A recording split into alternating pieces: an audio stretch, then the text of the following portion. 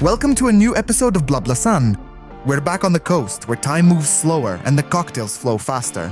Today we're raising our glasses not to a margarita, but to the Major League of Gastronomy in Cancun and the Riviera Maya. That's right, this place isn't just about the all-inclusive resorts where they're begging you to take another piece of lasagna 3 times a day. It's also home to restaurants recognized by the Michelin Guide, 3 of which, by the way, have stars. But before we dive into the world of gourmet, let's talk about what's new. Chichen Itza just set a new record. 6,500 visitors watched the sun turn the pyramid steps into a giant serpent.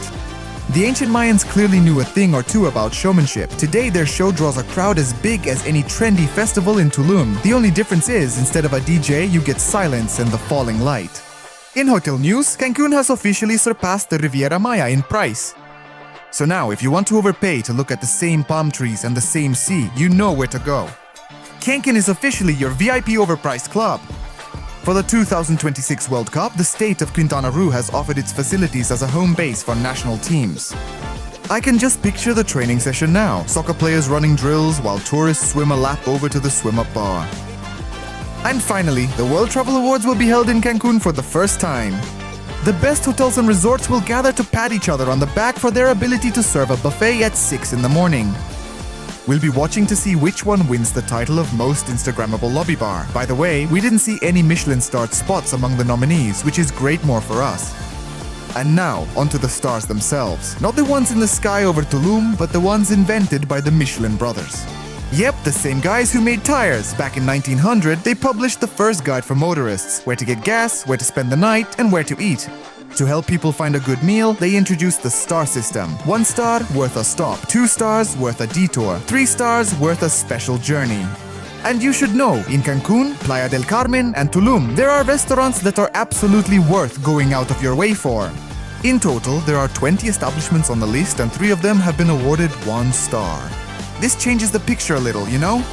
The Riviera Maya is a place where you can not only eat until you burst, but also conversely experience a portion smaller than your palm that costs more than the entire buffet. But the difference isn't the price, it's the approach. A buffet teaches people to take more. Michelin teaches you to notice the details. Here's the problem though, most tourists will stick with the all-inclusive. For them, a Michelin star is like a star in the sky, beautiful but far away.